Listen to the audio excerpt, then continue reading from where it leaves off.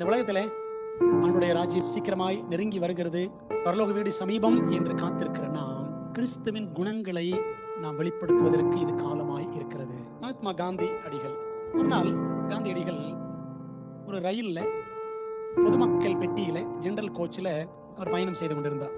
ஒரு இடத்துல உட்காந்துருக்காரு, சீட்ல உட்காந்துருக்காரு.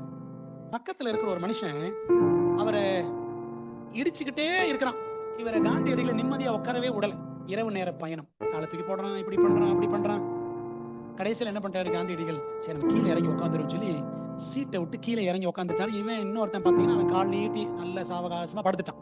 மறுநாள் காலை விடிந்தது. விடிஞ்சோன்னு எல்லாரும் உட்காந்தாங்க. காந்தியடிகள் எந்திரிச்சு அந்த சீட்ல உட்காந்தாரு. பக்கத்துல அவர் இடிச்சு கீழே தள்ளலாம் பார்த்தீங்கன்னா அவன் பேச்சு கொடுக்க ஆரம்பிச்சான். நான் குஜராத்துக்கு போர்பந்தருக்கு போறேன். பக்கத்துல உள்ள கேட்டாங்க, எதுக்கு போறீங்க? நான் காந்தியடிகளை பார்க்க போறேன் அப்படின்னு சொன்ன உடனே அந்த நிமிடம் காந்தி அமைதியா இருந்தாரு. கீழே இறங்கின உடனே ஒரு பெரிய கூட்டம், அந்த கூட்டம் காந்தியடிகளை ஆரவாரத்தோடு வரவேற்றது. இந்த ரயில் பயணத்துல அவர் தொந்தரவு கொடுத்துட்டே இருந்தா பாத்தீங்களா காந்தியடிகளுக்கு.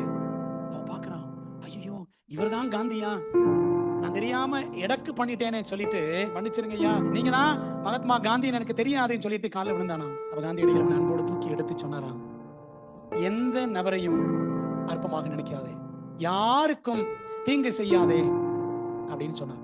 ரயில்வே ஸ்டேஷன்ல வச்சு அங்கே அவனுக்கு அந்த பாடத்தை கற்றுக் கொடுத்தார்.